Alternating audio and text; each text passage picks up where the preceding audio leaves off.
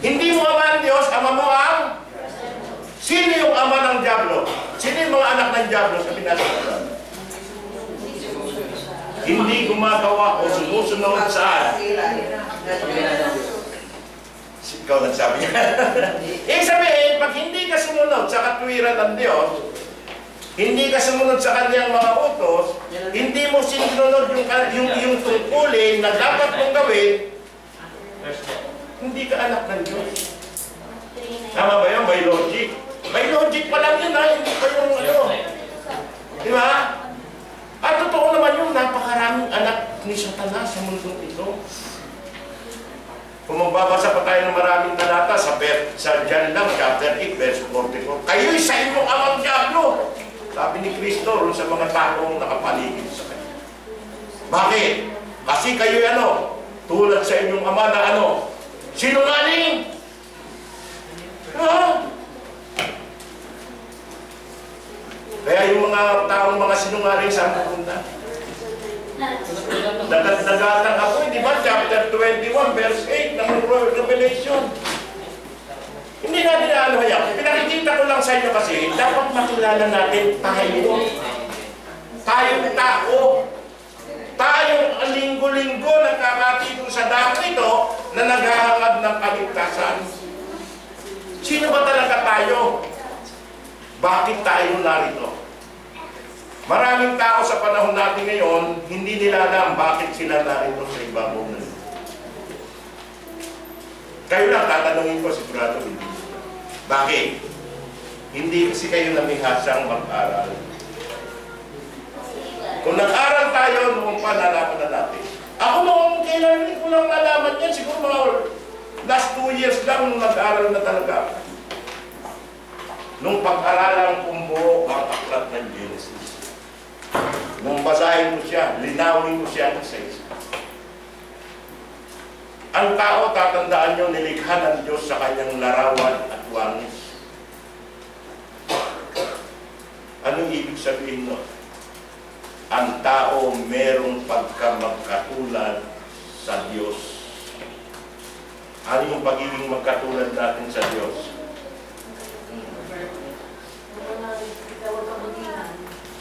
Dapat malaman natin yung attributes of man and attributes of man.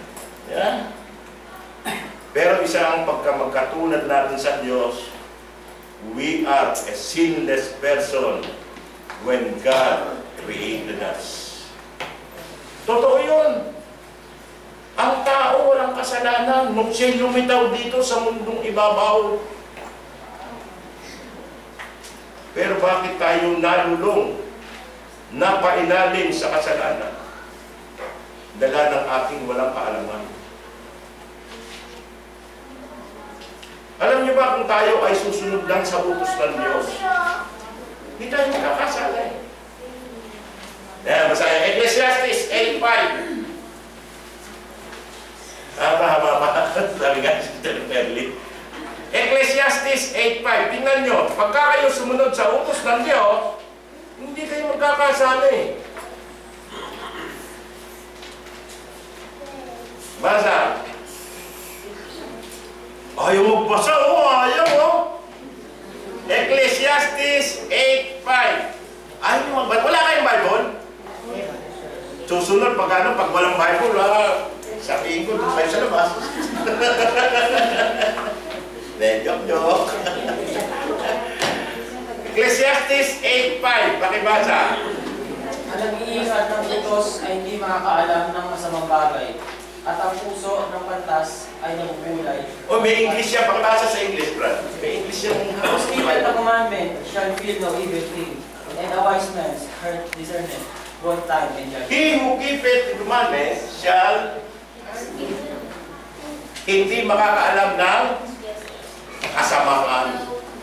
Yung sumusunod, sabi, sa utos ng Diyos o sa mga utos, hindi makakaalam ng hindi ka makakaalam ng kasalanan.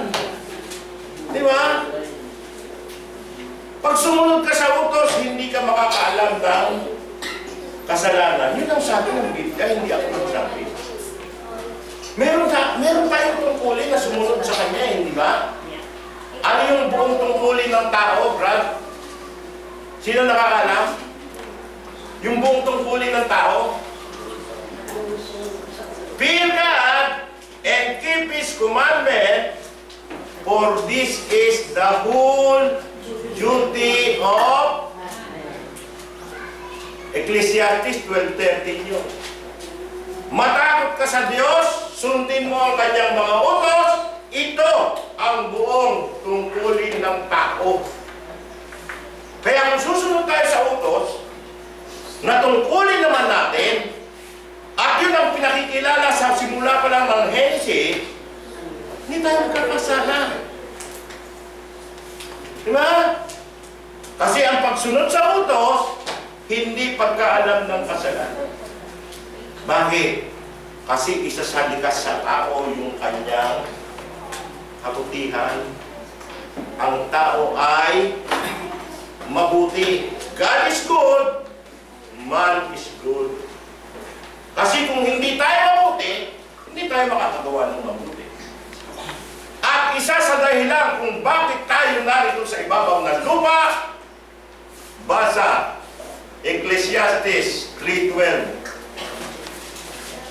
Yan ang isa sa dahilan kung bakit ang tao narito sa ibabaw ng lupa. Pakibasa ng malakas para marinig ninyo. Brad, ikaw, malakas ka bumasa. Nalalaman ko na walang maigi sa kanila. Kundi, Isang balak at gumawa ng mabuti habang sila'y nabubuhay. nalalaman ko, sabi ni Haring Solomon sa mga tao, na walang maigi sa kanila, walang maigi sa inyo, kundi kayo'y magalak, rejoice, and ano? Gumawa ng mabuti, kailan? Yun ang tao ng Diyos. Yun ang taong nilikha niya sa larawan ng kanyang wangis. Kaya kung kayo'y tao ng Diyos, yun ang nakalagay sa inyo. Likas sa inyo ang mabuti, gawin nyo na yun. At gagawin nyo yun hanggang kailan? Hanggang bukas? Hanggang makalawa? Habang kayo'y may buhay. Yun ang tao ng Diyos eh. Pag ginawa niyo yun, sigurado, anak kayo ng Diyos. Hindi kayo anak ni...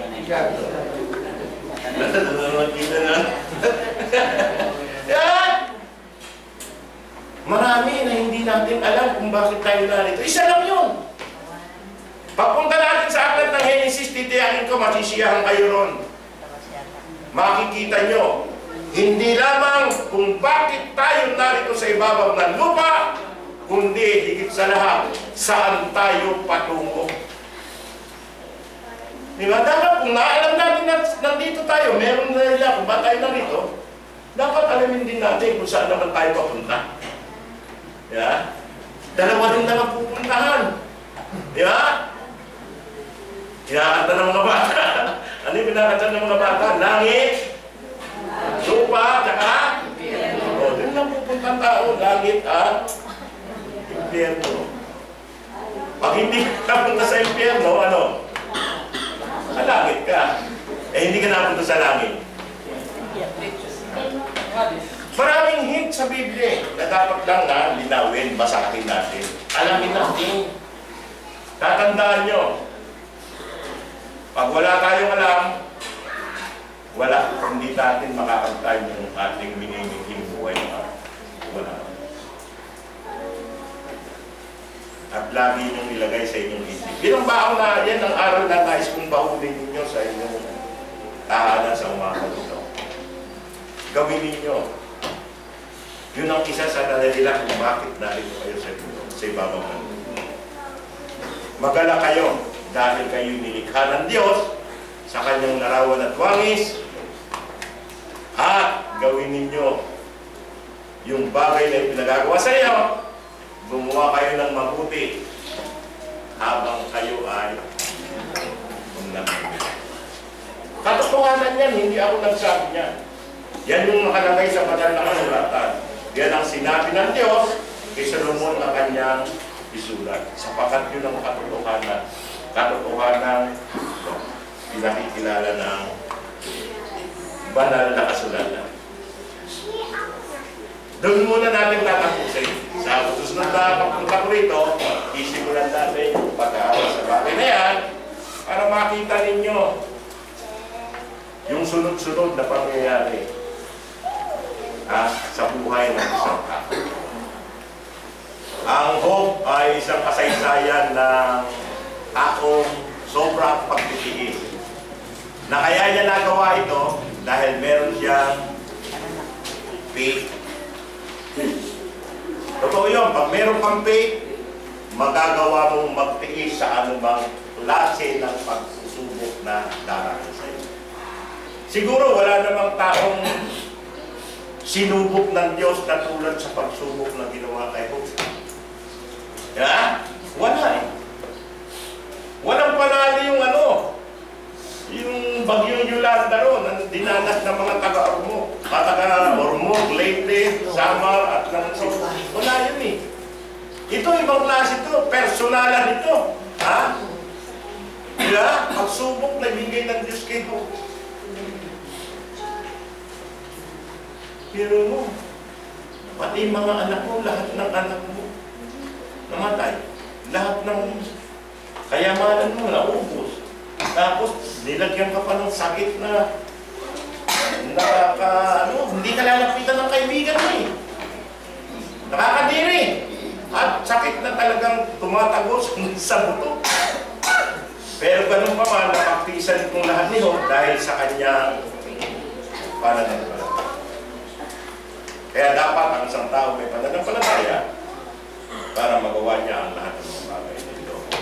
Dahil pinakikilala sa kanya ng Diyos. Tunay na magagawa natin gumawa ng mabuti habang tayo nabubuhay kung patuloy tayong nag-aaral ng salita. Magagawa lang naman natin yung kung alam natin. Yan. Tulad yung pag-ibig sa kapwa ng gaya ng iyong sarili. Magagawa natin yung kung alam natin ang paraan. Ganun din ang paggawa ng mabuti. Kasi yun ang ating tungkulin habang tayo ay nabubuhay. Meron kayong tanong? Yan, patanong na ako